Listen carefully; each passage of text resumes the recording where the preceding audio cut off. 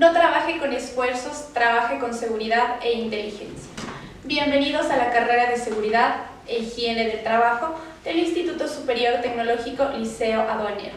Mi nombre es Silvia Estefanía Ruiz, soy ingeniera industrial, soy magíster en gestión de riesgos, mención prevención de riesgos laborales y en esta oportunidad vamos a compartir la materia de seguridad y salud en el trabajo, donde vamos a aprender varias pautas para poder mitigar los accidentes de trabajo y por ende eliminar las posibles patologías que adquirimos dentro del sector organizacional. Dentro de la primera temática que vamos a poder observar dentro de esta materia es la seguridad y salud en el trabajo, donde vamos a poder verificar cómo ha ido evolucionando la seguridad dentro del contexto industrial y cómo se la debe ir aplicando dentro de las organizaciones. De manera inicial es importante saber qué es la seguridad y salud en el trabajo dentro del contexto organizacional. Esta ciencia nos permite prevenir la aparición de lesiones, accidentes laborales y enfermedades profesionales que son acarreadas por el ejercicio laboral y a su vez permite proteger y promocionar la salud de los trabajadores dentro del contexto organizacional. En la actualidad, la seguridad y salud en el trabajo es uno de los requisitos fundamentales que todas las organizaciones, independientemente del número de trabajadores, deben aplicarla dentro de su contexto para poder prevenir de esta forma los detalles mencionados anteriormente. Es relevante mencionar que la inversión en la seguridad está lejos de ser un gasto más, ya que recuerden que el hombre es el inicio y el fin de todo proceso productivo. Es por ello que si nosotros salvaguardamos la integridad física y salud de los trabajadores, vamos a tener productividad y rentabilidad dentro del contexto organizacional. Y eso es lo que a las organizaciones nos interesa. ¿Sí? Entonces, para poder gestionar y tener productividad dentro del contexto organizacional, debemos implantar adecuadas bases dentro del contexto de la seguridad y salud en el trabajo. Esta seguridad industrial o seguridad y salud en el trabajo tiene varios objetivos específicos dentro del sector organizacional. Uno de ellos es evitar las muertes, accidentes y enfermedades profesionales. Siguiendo una cadena o una condición jerárquica, nosotros podemos evitar o erradicar estos aspectos mencionados anteriormente. Si nosotros controlamos oportunamente los riesgos, vamos a disminuir la aparición de accidentes laborales. Si nosotros gestionamos oportunamente todo el aspecto de la vigilancia de la salud, vamos a poder prevenir las patologías laborales. Y si nosotros trabajamos de una forma oportuna los accidentes y las patologías laborales, vamos a evitar las muertes dentro del contexto organizacional.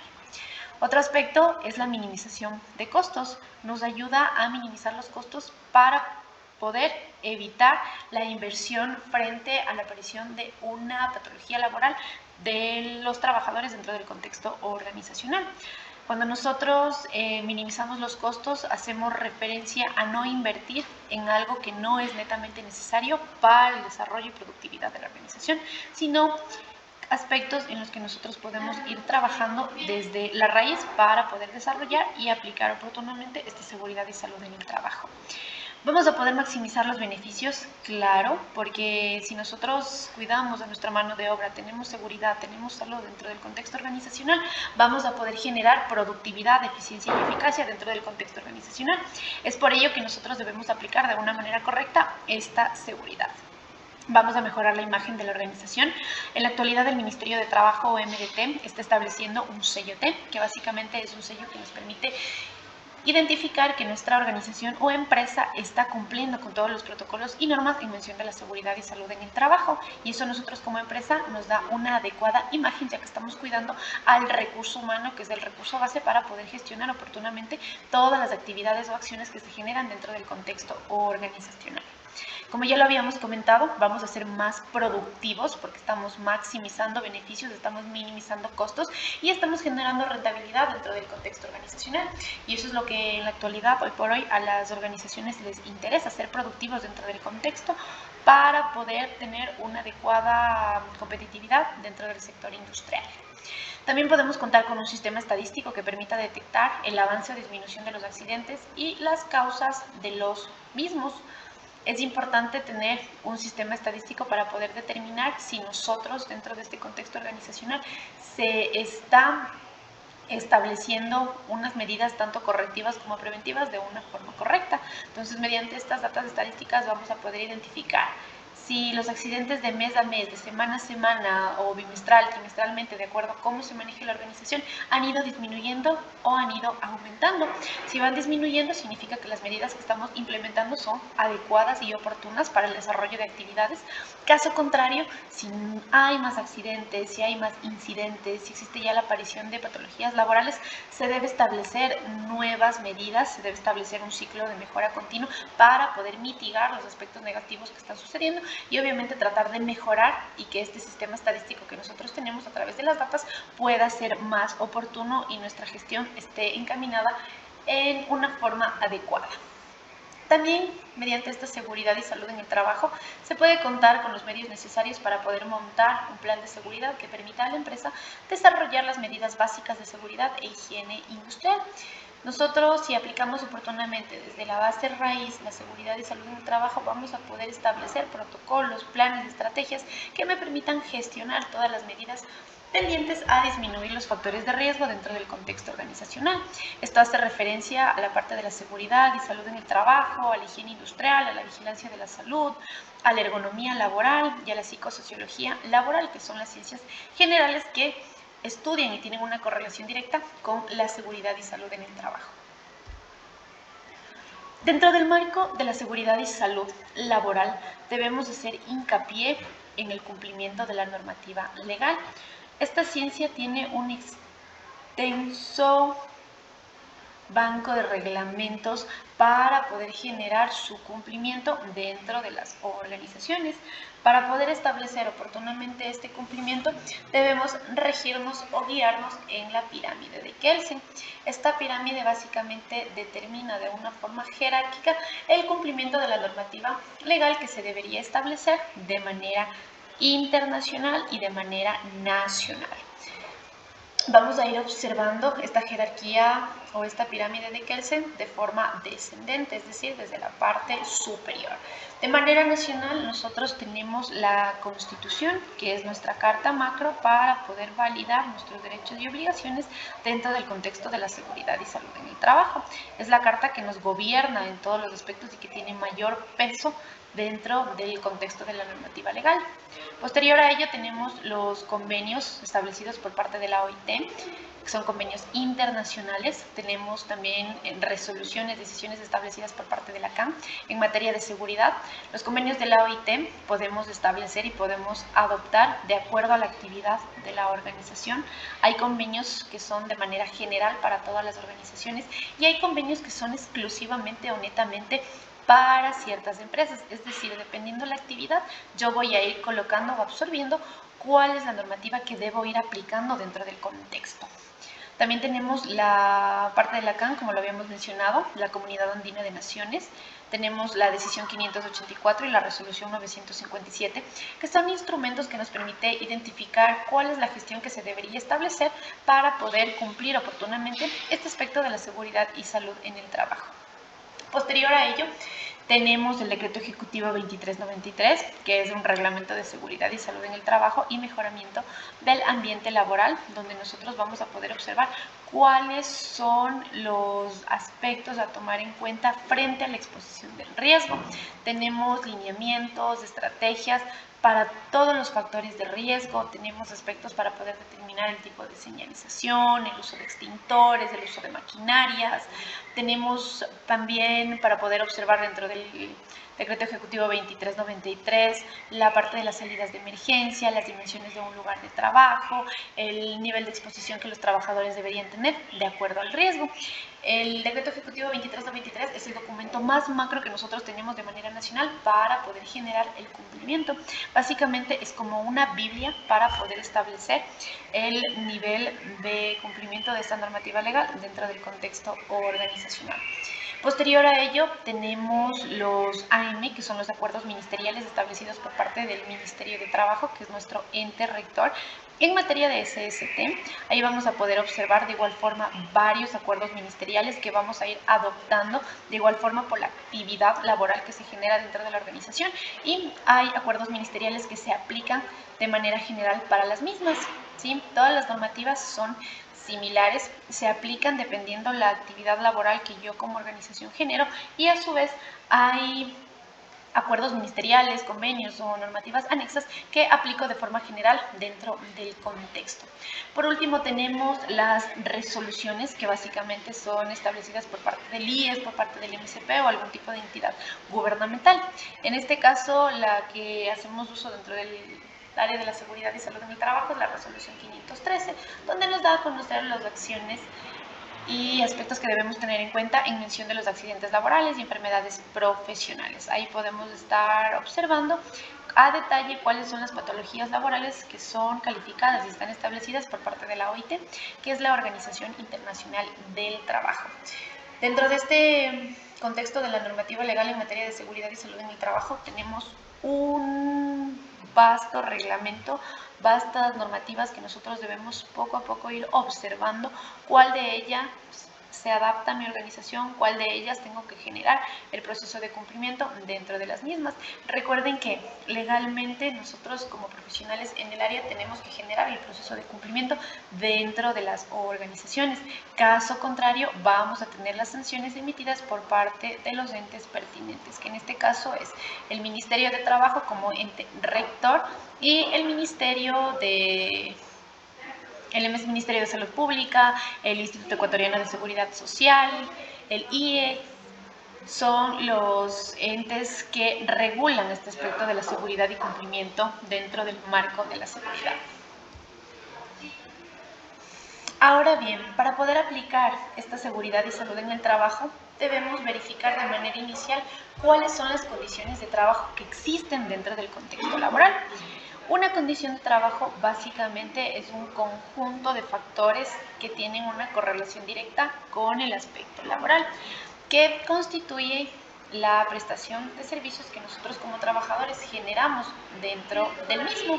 Entonces, las condiciones de trabajo es el ambiente donde nosotros ejecutamos nuestras actividades laborales dentro de la industria.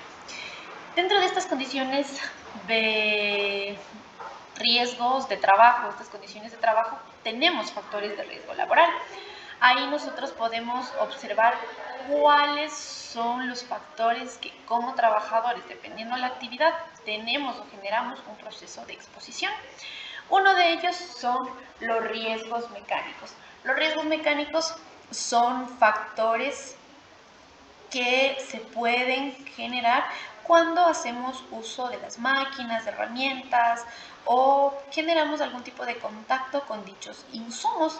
Estos riesgos mecánicos son los únicos que generan accidentes de trabajo dentro del contexto organizacional y puede dar origen a una lesión o a una incapacidad dentro del mismo. Dentro de los riesgos mecánicos podemos observar el puesto de trabajo inadecuado, espacio físico reducido, un piso irregular, desorden, maquinaria con riesgo de atrapamiento, maquinaria pesada, podemos observar manejo de objetos cortopunzantes, trabajos a distinto y al mismo nivel y cosas anexas que hacen referencia a la parte mecánica. Tenemos también los riesgos físicos. Los riesgos físicos básicamente son factores ambientales que dependen muchísimo de las condiciones físicas de los cuerpos que estamos expuestos dentro del contexto organizacional.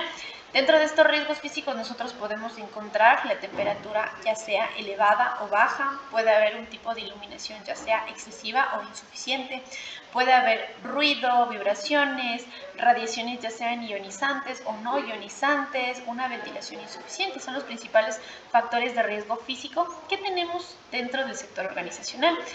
Obviamente, de acuerdo a la actividad, de acuerdo a la organización, voy a tener esta exposición de riesgos. Tenemos también los riesgos químicos. Estos riesgos químicos son sustancias orgánicas e inorgánicas que se presentan o están dentro del ambiente de trabajo. Pueden aparecer mediante los diferentes estados de la materia, que son sólido, líquido, gaseoso o de vapor. Y estos pueden penetrar en el organismo a través de las vías respiratorias, que en este caso sería mediante la inhalación. Dentro de estos riesgos químicos nosotros podemos observar el polvo mecánico, el polvo inorgánico, el polvo orgánico, los gases, vapores de solventes, humos, aerosoles, el smog o algún tipo de manipulación ya sea de tintas, pigmentos o algún solvente que se establece o se hace uso dentro de las diferentes industrias. Tenemos también los riesgos biológicos. Estos riesgos biológicos es la exposición a microorganismos debido a ciertos aspectos de manipulación dentro del contexto. Cuando nosotros tenemos una exposición a estos riesgos biológicos, el cuerpo puede producir o se puede generar enfermedades infecciosas o parasitarias dentro del mismo. Las principales vías de penetración o transmisión para poder adquirir o tener una exposición a estos riesgos biológicos son por vía respiratoria, digestiva, sanguínea, por la piel o por las mucosas. Estos factores de riesgo biológico pueden estar presentes en los animales peligrosos, animales venenosos o ponzoñosos, en la presencia de vectores, que en este caso serían los roedores, moscas, cucarachas. Podemos observar en la insalubridad cuando existe ya la presencia de algún agente biológico como los microorganismos, hongos, parásitos. Además puede haber esta exposición de riesgos cuando consumimos alimentos no garantizados o no testeados por parte de los entes pertinentes, que en este caso el ente de control para poder tener un adecuado alimento para el consumo humano es el ARSA. Y puede ser también por algún alérgeno de origen ya sea vegetal o animal.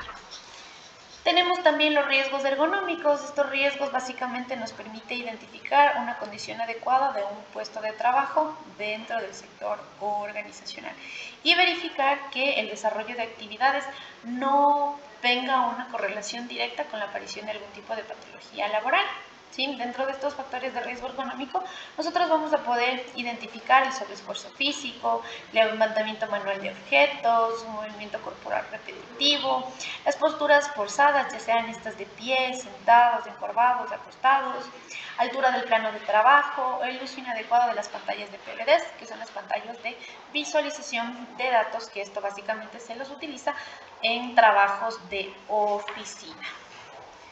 Por último, tenemos los riesgos psicosociales. Estos riesgos psicosociales básicamente es tener una adecuada salud mental dentro del contexto laboral para así poder obtener una respuesta positiva, ya sea en los aspectos emocionales o cognitivos dentro del mismo, tener una adecuada conducta al momento de generar nuestras actividades laborales.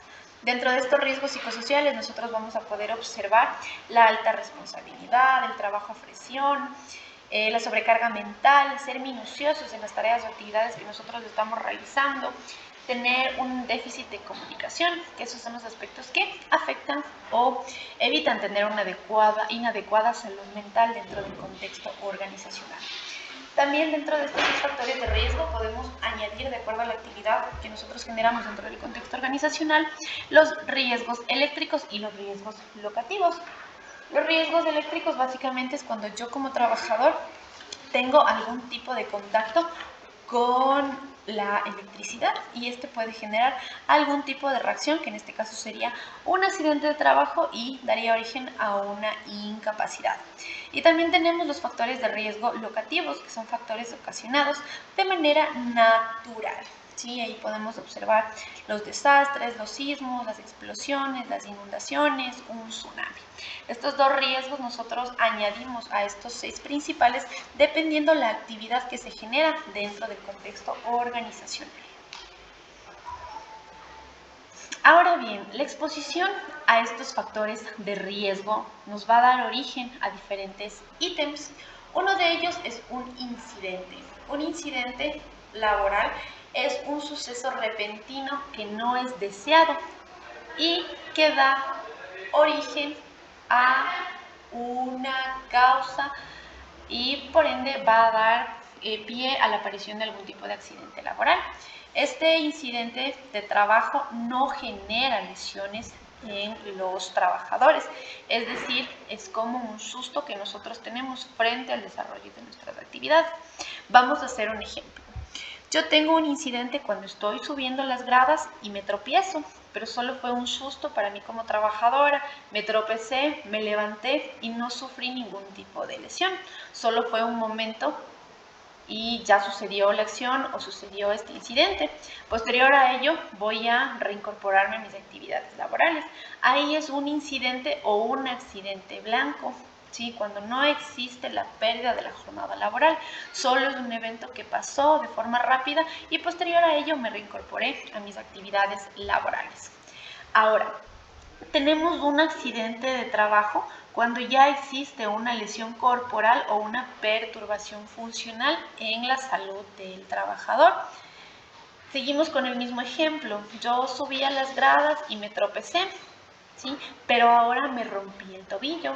Yo ahí ya tengo una lesión como trabajador y por ende ya tengo que acudir a una casa de salud para que generen las revisiones y curaciones pertinentes, y en este caso no voy a poder reinsertarme en mis actividades laborales. Yo estoy perdiendo la jornada laboral. A eso consideramos un accidente de trabajo. Entonces es importante recordar la diferencia entre un incidente o accidente blanco con un accidente de trabajo. En el incidente no hay pérdida de la jornada laboral y en el accidente existe pérdida de la jornada laboral. Estos incidentes, accidentes, van a dar origen a una enfermedad profesional. Estas enfermedades profesionales son aquellas que se contraen a consecuencia del desarrollo de sus actividades laborales. Estas patologías laborales tienen que ser netamente investigadas, al igual que los accidentes de trabajo. Para poder catalogar una enfermedad profesional, yo tengo que cumplir con ciertos requisitos o criterios para poder determinarlos.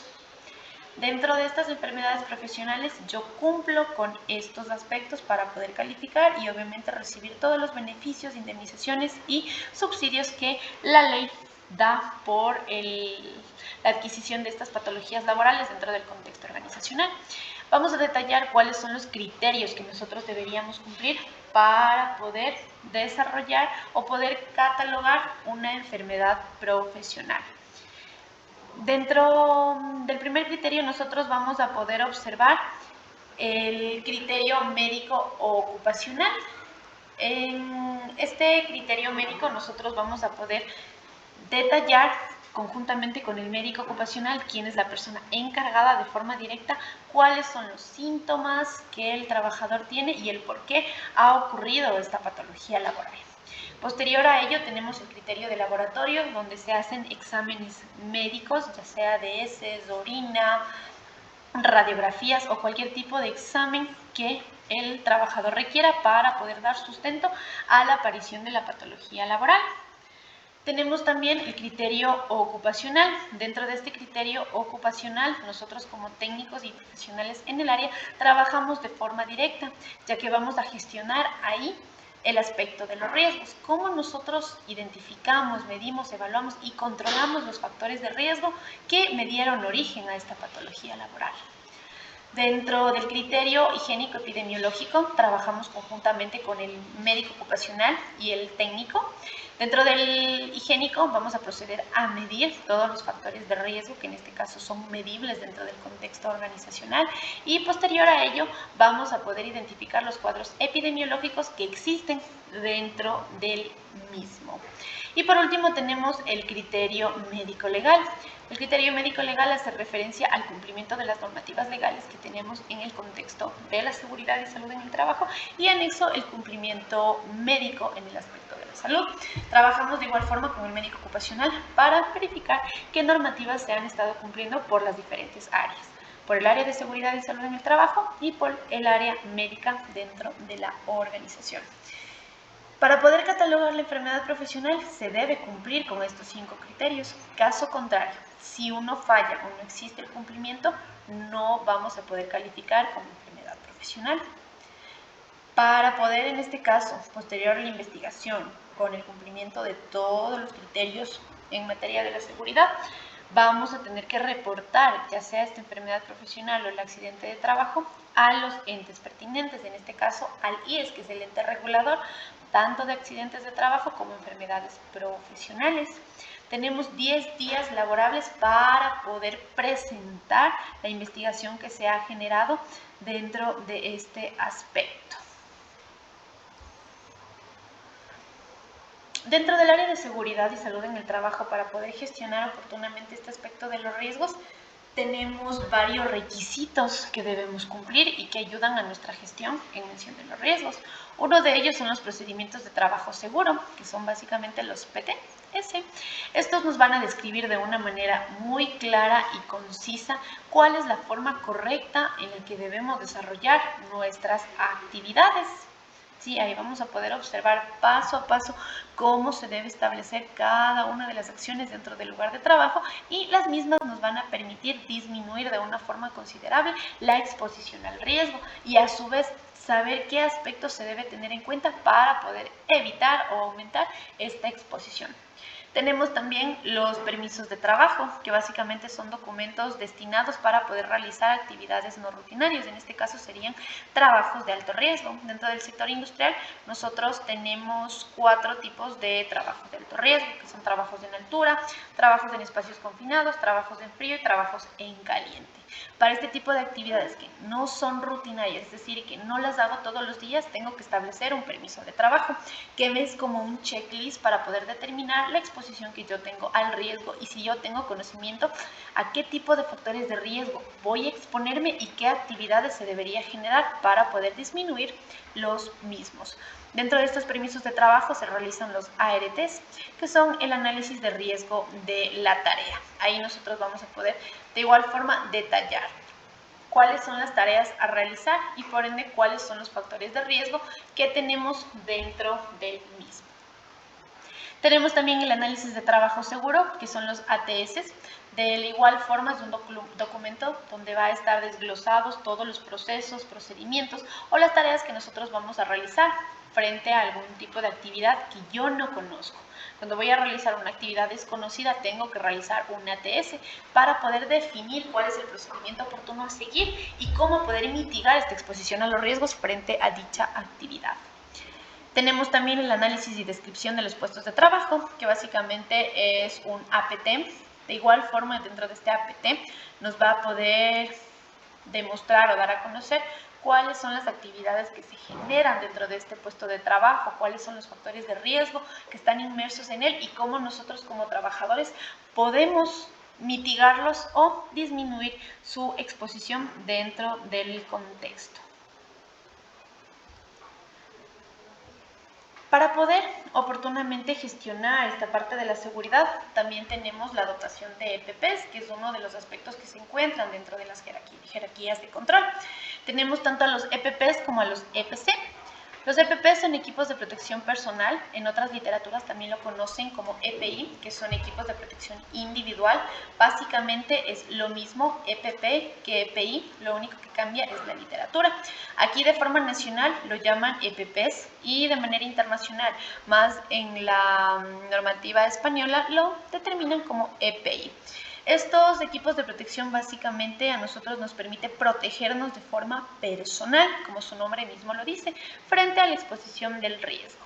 Los equipos de protección personal no evitan la exposición al riesgo, solo disminuyen la consecuencia del mismo. Nosotros para poder enfrentarnos o estar expuestos a estos factores de riesgo, tenemos que hacer uso de estos EPPs o de estos EPCs dentro del contexto organizacional, obviamente después de generar el proceso de cumplimiento de la jerarquía de control que se establece dentro del contexto de la seguridad. Existe un sinnúmero de EPPs que nosotros podemos hacer uso dentro del contexto organizacional. Tenemos EPPs que son protectores de la cabeza, tenemos los cascos, los gorros, sombreros, cascos especiales, dependiendo del tipo de actividad que yo voy a generar. Tenemos los protectores del oído, que básicamente son tapones auditivos, cascos de antirruido o algún tipo de protector que nos permite proteger esta membrana auditiva. Tenemos protectores para los ojos y la cara, que básicamente son gafas, pantallas faciales, dependiendo de la actividad que yo voy a realizar, voy a tener un EPP destinado para poder proteger cada una de las partes. Tenemos también protectores para las vías respiratorias, que básicamente son algún tipo de equipo filtrante de partículas, aislantes de áreas, equipos respiratorios con casco o dependiendo de la actividad, de igual forma vamos a colocar y vamos a detallar qué tipo de protector es necesario para las vías respiratorias. Tenemos protectores de la piel, protectores del tronco y el abdomen, protectores para todo el cuerpo, ¿sí? Tenemos protectores de manos y brazos, tenemos protectores de pies y piernas, de acuerdo a la actividad que yo realizo, de acuerdo a la exposición, a los factores de riesgo que yo tengo como trabajador, tengo que hacer uso de los diferentes equipos de protección personal. Entonces depende muchísimo de la industria, depende mucho del trabajador, depende mucho de la actividad para yo como técnico en seguridad generar la dotación de dichos equipos de protección. ¿Qué condiciones deben reunir los equipos de protección individual o los EPPs? Estos equipos básicamente deben proporcionar una protección eficaz frente a todos los riesgos que nosotros tenemos dentro del contexto organizacional, con la finalidad de poder disminuir la consecuencia y a su vez no generar ningún tipo de molestia innecesaria dentro del contexto del desarrollo de nuestras actividades. Estos EPPs deben responder a las condiciones existentes dentro del lugar de trabajo, deben tener las condiciones anatómicas y fisiológicas y que se adapten al trabajador, deben adecuarse al portador tras todos los ajustes necesarios para que estén en óptimas condiciones y estén adecuados a la persona que va a usar para poder generar una protección más eficaz dentro del contexto. Los EPPs o los EPIs tienen que ser netamente normados.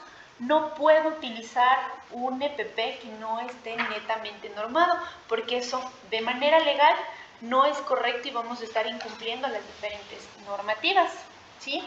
Y en el aspecto de la seguridad, si yo no utilizo un EPP que esté netamente normado, no voy a proteger de una forma oportuna la salud y bienestar del trabajador. Es por ello que se debe cumplir con una reglamentación específica para el diseño y fabricación de los mismos. Estos EPPs deben estar normados bajo las siguientes normativas, que son las normativas OSHA, ANSI, NIOSH, ISO, NFPA e INEN. Son las normativas que nosotros como trabajadores debemos establecer y debemos tener como referencia para poder dotar a nuestros trabajadores de estos equipos de protección personal. Tenemos también los equipos de protección colectiva o los EPCs. Básicamente esta es una protección colectiva que se la utiliza como una técnica de seguridad, cuyo objetivo es la protección simultánea de varios trabajadores expuestos a un determinado riesgo. Esta protección colectiva es una técnica que nos protege frente a los riesgos que no se han podido evitar o reducir y que actúan sobre todas las personas o el conjunto de trabajadores.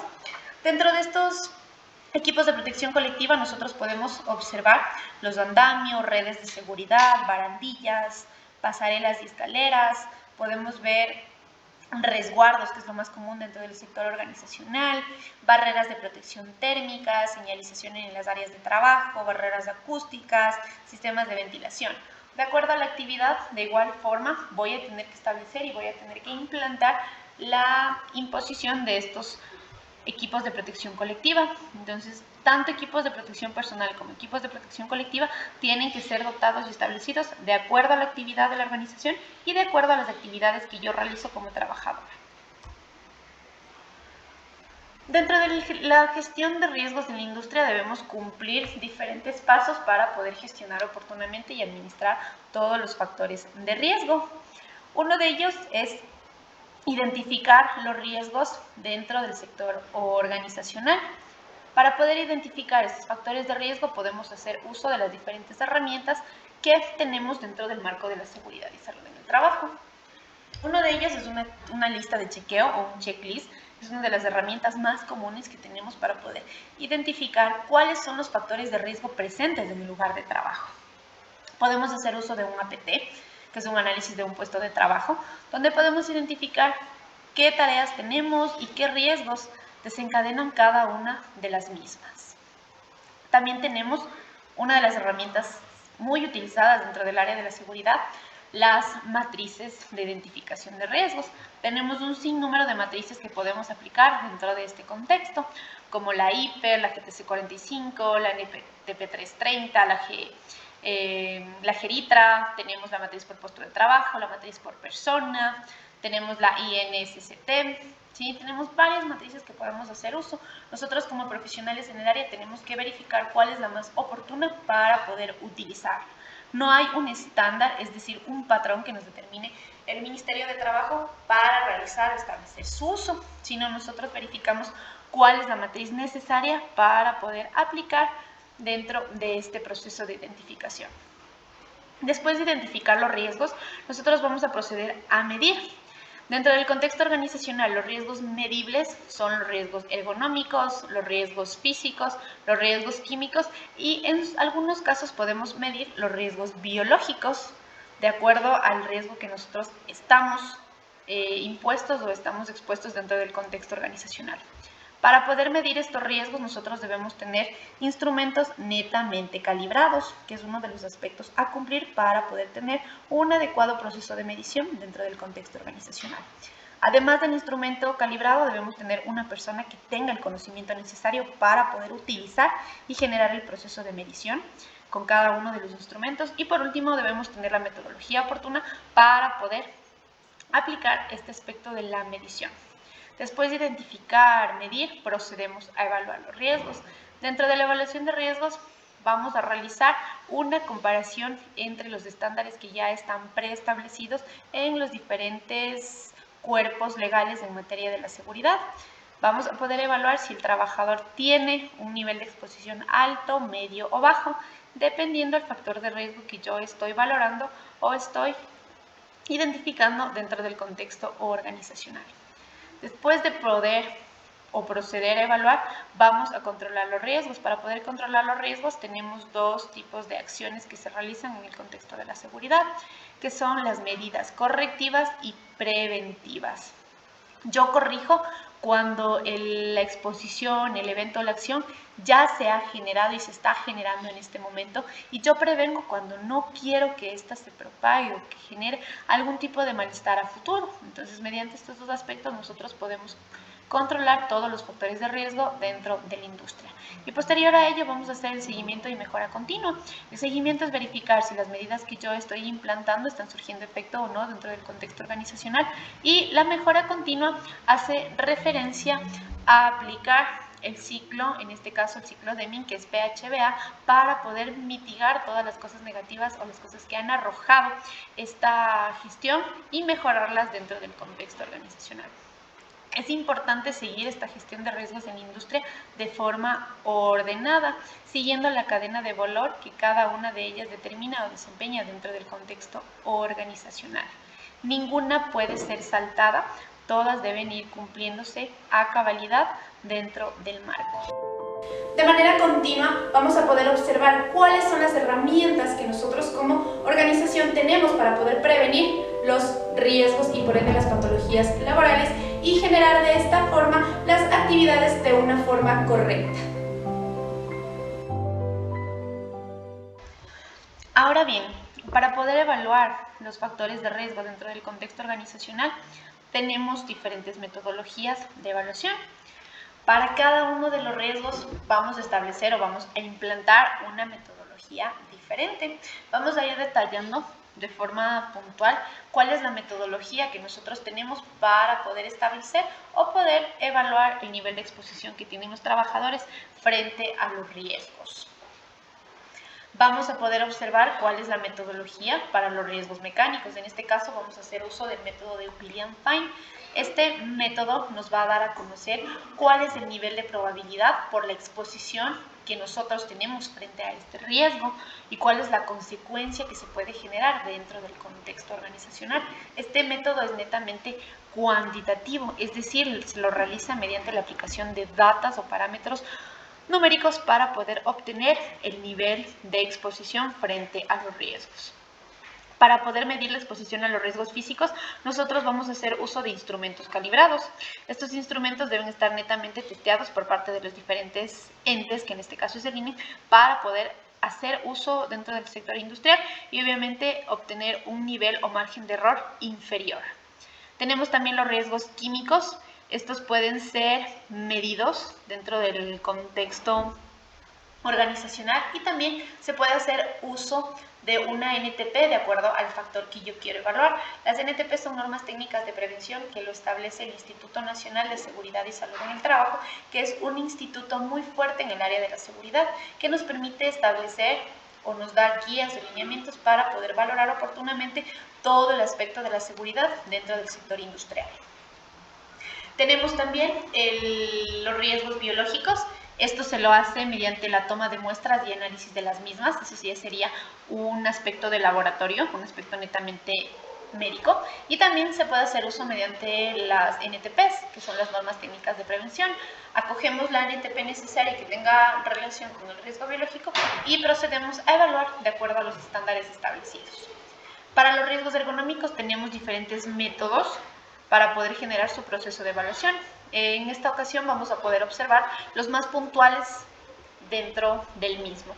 Tenemos el método RULA, OWA, ZOCRA, REVA, que son métodos que nos permiten netamente valorar las posturas forzadas o las posiciones que nosotros adquirimos dentro del contexto organizacional. El método OCRA se centra netamente a establecer cuáles son los movimientos repetitivos dentro del contexto organizacional. Tenemos también el método ROSA, que este método ROSA se lo aplica netamente cuando se procede a evaluar aspectos o oficinas dentro del contexto organizacional. Cuando yo quiero identificar cuál es la posición correcta que una persona debería sentarse frente a un escritorio, las dimensiones oportunas o las condiciones de confort ambiental que éstas deberían tener. Ahí nosotros aplicamos este aspecto ROSA, que es netamente administrativo. Los otros métodos como RULA, OWA, ZOCRA, REVA, NIOSH son netamente operativos para poder aplicarlos. Tenemos los factores de riesgo psicosocial. Para poder identificar este aspecto tenemos un sinnúmero de cuestionarios y herramientas que nos permiten identificar cuál es el nivel de riesgo que nosotros tenemos como trabajadores frente al aspecto de la salud mental.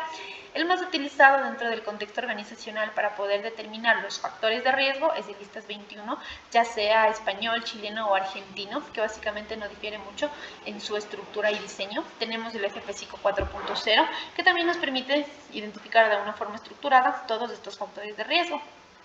Ahora, para ya poder definir en sí el riesgo materializado en nosotros como trabajadores, tenemos el NOM 35, que nos permite determinar el estrés postraumático que nosotros como trabajadores podemos adquirir por la ejecución de algún tipo de evento no deseado. Tenemos el MBI, que es el síndrome de desgaste ocupacional, que también nos permite determinar si nuestra salud o condiciones mentales es oportuna o no dentro del contexto organizacional. De esta forma hemos podido observar cuáles son las metodologías que se deberían aplicar dentro del contexto organizacional para poder medir el nivel de riesgo que yo como trabajadora tengo frente a la exposición de los mismos. Anexo a eso, nosotros vamos a poder visualizar todas las metodologías de evaluación de los riesgos laborales. Recuerden que nosotros tenemos 6 factores de riesgo dentro del contexto laboral y para cada uno de ellos tenemos una metodología o un método diferente para poder identificar el nivel de gestión que como organización debemos emplear en cada uno de ellos, con la finalidad de disminuir las posibles consecuencias que se van a generar dentro del contexto laboral y por ende dentro de los individuos de cada organización. Por último, vamos a aprender a investigar y analizar los accidentes laborales con la finalidad de identificar cuál es la causa raíz que existe dentro de este suceso para poder, de manera inicial, tener el sustento estadístico dentro de la organización y por ende reportar de esta forma a los entes pertinentes, ya sean entes reguladores o entes rectores que tenemos en materia de seguridad y salud en el trabajo. Ahora bien, para poder establecer una correcta gestión de riesgos, debemos aplicar una jerarquía de prevención y control dentro de la industria. Para ello tenemos una jerarquía ya predefinida, ¿sí?, que vamos a aplicarla dentro del contexto. El primer punto que nosotros vamos a tener en cuenta para poder establecer las medidas, ya sean correctivas, preventivas o de control, es la fuente. En la fuente básicamente vamos a suprimir o erradicar de raíz el peligro o riesgo que tenemos dentro de este puesto de trabajo, con la finalidad de evitarlo por completo. Dentro de la fuente nosotros también podemos establecer la sustitución de procesos, es decir, sustituir procesos por otros que sean menos peligrosos para la integridad y salud del trabajador. En el medio vamos a establecer dos tipos de aspectos, ya sea controles de ingeniería o controles administrativos. En los controles de ingeniería van a ser controles netamente al aspecto de herramientas, de insumos o maquinarias que nosotros como trabajadores vamos a utilizar. Puede ser un resguardo, puede ser cabinas aislantes o dependiendo la actividad y dependiendo los insumos que yo tengo, procedo a establecer este control. En los controles administrativos nosotros vamos a poder observar la señalética, los procedimientos seguros de trabajo, que son ya netamente cosas cualitativas que nosotros podemos establecer dentro del sector organizacional. Y por último tenemos a la persona, que ya son básicamente medidas basadas en los trabajadores, con el fin de proteger ya su salud y su integridad física, que en este caso serían ya sea los EPPs o los EPCs que acá mencionamos anteriormente. Aquí tenemos un ejemplo de cómo podríamos establecer nosotros la jerarquía de control en la fuente, ya lo habíamos mencionado, el cambio de procesos dentro del sector organizacional. Podemos eliminar de raíz el origen del riesgo para poder evitar esta exposición a los trabajadores. Tenemos en el medio, puede establecerse la señalización, la demarcación, podemos colocar algún tipo de alarma, generar procedimientos de trabajo seguros para poder evitar o disminuir la exposición al riesgo, puede haber algún tipo de control de acceso dependiendo de la actividad que yo realizo, se debe establecer PTs o los permisos de trabajo, algún tipo de cabina aislante, resguardo.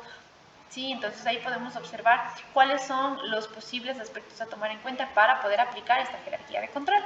Y por último, tenemos en la persona, que ya es el uso de dispositivos, accesorios o algún tipo de vestimentas, que en este caso ya lo habíamos mencionado, pueden ser los EPPs y los EPC. Uno de los puntos relevantes que se genera y se establece dentro del contexto organizacional son la investigación de los accidentes de trabajo o los accidentes laborales. Cuando ocurre un accidente laboral dentro del sector organizacional, existen causas del por qué sucede cada uno de ellos dentro del mismo. Para ello vamos a poder observar cuáles son las causas de los accidentes de trabajo y cuáles son sus subítems que tenemos dentro de las mismas. Dentro de estas causas tenemos las causas inmediatas, que se ven desglosadas con los actos subestándar, que básicamente es el incumplimiento de los trabajadores.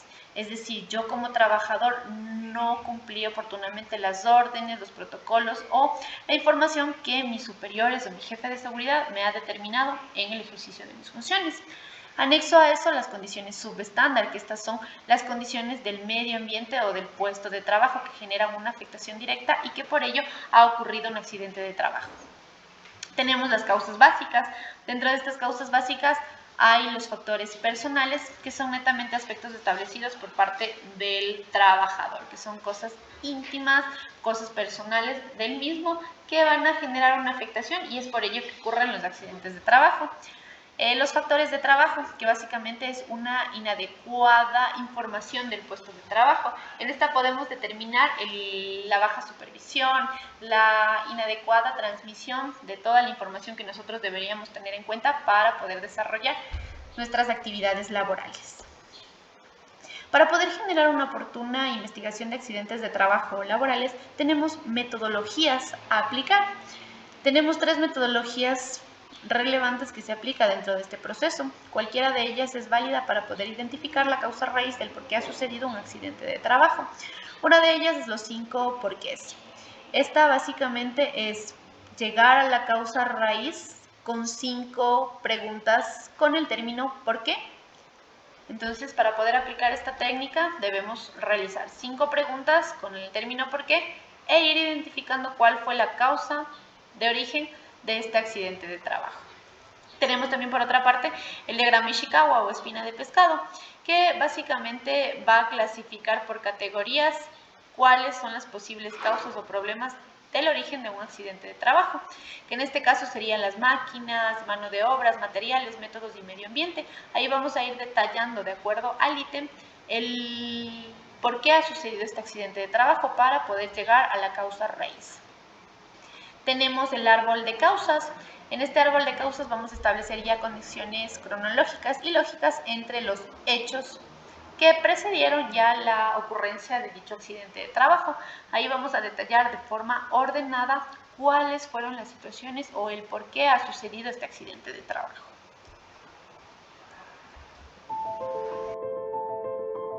Recuerden que en materia de seguridad y salud en el trabajo, los entes rectores son el MDT, que es el Ministerio de Trabajo. Los entes reguladores son el Ministerio de Salud Pública, el IES, el INE y entidades gubernamentales.